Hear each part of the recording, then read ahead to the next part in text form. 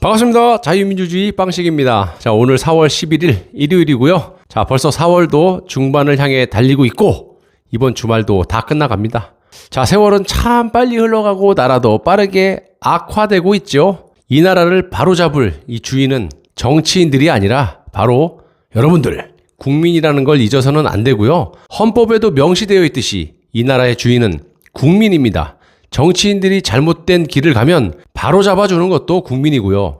저는 여러분들을 믿습니다. 자, 예상대로 선거가 끝나자마자 문재인이 꼽아놓은 이 국가서열 2위인 박병석 국회의장이 아주 보란듯이 개헌을 들고 나왔고요. 솔직히 말하면 지난달 3월에 이낙연과 박병석 그리고 김종인 영감이 3월 4일에 오찬을 하면서 개헌에 동의를 한 것으로 보입니다.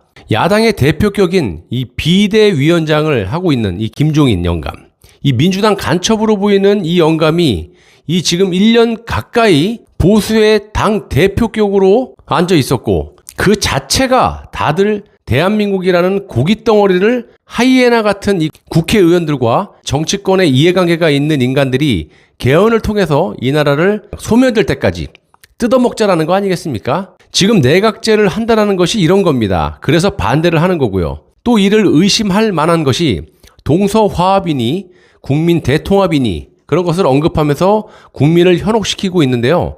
솔직히 말씀드리면 예산 문제로 야당이 브레이크를 걸고 싸워야 하는 게 정상적인 거 아닙니까? 그런데 이 김종인 영감을 보세요. 야당 대표로서 민주당의 예산을 100% 다 받아들였고 오히려 더 빨리 더 많이 합의를 해줬습니다. 또한 부산의 가덕도 신공항을 반대하기보다는 그거 받고 하나 더 해저 터널 이딴 짓거리만 해오지 않았어요? 그도 그럴 것이 김종인 영감의 목적은 보수를 완전히 괴멸시켜서 그나마 내각제를 통해서 이 나라를 뜯어먹을 수밖에 없는 구도로 만들기 위함이었고요. 그렇기 때문에 여당이 해달라는 거 다 해줬다라고 생각합니다. 싸우면 안 되죠. 안 싸우고 동서화합이니 국민통합이니 이래야 되는데 절대 반대를 하면 안 되는 거였고 또 이렇게 내각제 개헌을 통과를 시켜버리면 문재인의 그간 패악에 대해서는 처벌도 못하죠. 여야가 싸우지 않기로 했는데 어떻게 문재인을 감옥으로 보냅니까? 말도 안 되죠. 이것저것 따지고 놀자면 끝도 없고요. 무조건 문재인이 감옥에 가기 전에는 또 종북 세력들을 척결하기 전에는 절대로 개헌 반대입니다.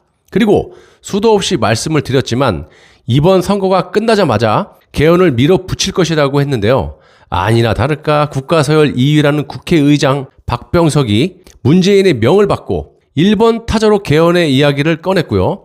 이자는 국민 통합을 말하면서 국민을 속이려 하고 있고 이 문재인 입장에서 레임덕이 가시화되기 전에 손을 쓰지 않으면 아무것도 못할 것이라는 판단에 무리하게 밀어붙이고 있다고 봅니다. 절대 국민들이 속지만 않는다면 막아낼 수 있을 거라고 생각하고요.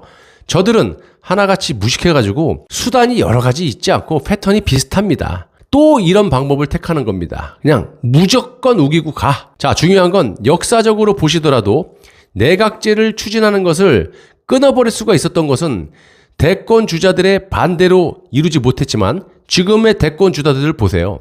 내각제 개헌에 대해서 아무런 말도 안 하고 있습니다. 자, 보십시오.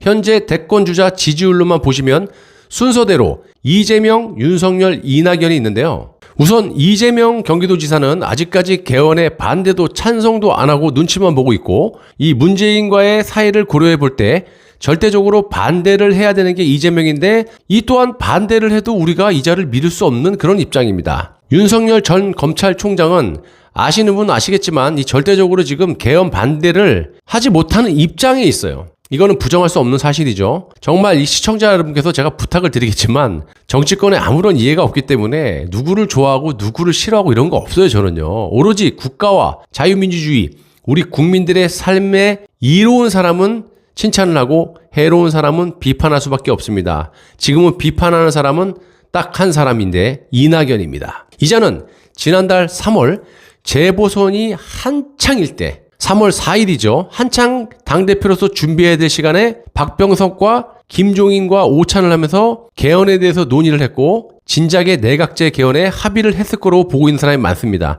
자, 우선 여러분들도 아시겠지만 이 나라를 쥐어잡고 뒤에서 조종하는 인간이 누굽니까? 중앙일보의 홍석현입니다. 이자가 들리는 바에 의하면 김종인부터 윤석열 전 검찰총장까지 뒤에서 조종을 하고 있다고 하는데 홍석현 이자에 대해서는 말씀을 굳이 드리지 않더라도 여러분들이 아실 만한 분들은 다 아실 겁니다. 자, 김택한이라는 사람 아십니까? 이 사람인데요. 이 사람은 원래 이낙연의 책사로 알려진 사람이고요. 중앙일보 기자 출신입니다. 여기서부터 잘 들으셔야 됩니다. 이 김택한이라는 사람은요, 중앙일보의 홍석현의 오른팔로 알려져 있고요. 벌써 답이 나오죠, 이쯤 되면. 지금 이자가 이낙연의 책사를 하면서 내각제 개헌을 준비하고 있다고 합니다. 이해되시죠? 홍석현의 오른팔. 홍석현이 지시를 이낙연의 책사를 하면서 내각제 개헌을 준비를 하고 있다는 겁니다. 완전히 이 나라는 홍석현의 나라고요. 상황으로 놀고 자빠졌어요. 자, 다시 한번 회상을 해보십시오. 총선 전에도 김종인 영감은 짧은 기간이지만 희한한 공천으로 해가지고 선거에 이길 생각이 없었던 자입니다. 그리고 대패를 했었죠. 또 완패를 하고도 지금까지 당론을 이원 집정부제 개헌으로 달아놓고 문재인이 힘 빠지기를 기다렸던 자입니다. 이 자는 여러분도 아시겠지만 경제통으로 알려져 있죠. 그래서 작년 겨울이나 올 봄에 경제로 회생 불가능한 문재인을 기다리고 있었던 겁니다. 개헌에 손을 딱 내밀고 언제든지 손을 잡겠다 이러고 당론을 이원 집정부제 개헌으로 지금까지도 하고 있는 겁니다. 그리고 이번 보궐선거 때도 이길 생각이 전혀 없었기 때문에 특히 부산의 박형준, 느닷없이 LH 사태가 터지면서 압승을 거두게 됐고요. 이 상황에서 웃어야 할지 울어야 할지 아주 희한한, 아주 개상망측한 표정을 지으면서 당에서 쫓겨났습니다. 그러면서도 지가 잘해서 압승을 거둔 것 마냥 행동을 보였고, 여러분도 아시겠지만 선거에 지기 위해서 또 져야 개헌을 한 명분이 생기기 때문에 안철수 대표의 단일화에 대해서 벤뚜를 싸매고 말렸던 사람도 김종인입니다. 그렇게 대놓고 욕을 하면서 단일화를 막았던 사람도 김종인. 오늘도 역시 안철수 대표에게 막말을 하더라고요. 자, 정리하자면 대한민국은 개헌의 블랙홀에 빠져들어가고 있습니다. 대한민국의 현 상황에서 내각제를 반대하는 이유는요, 여러 가지지만 한 가지 예를 들어보시면 과거에 윤보선 때, 2005학 때 이원 집정부제를 했었던 것으로 알고 있습니다. 그때 어땠습니까?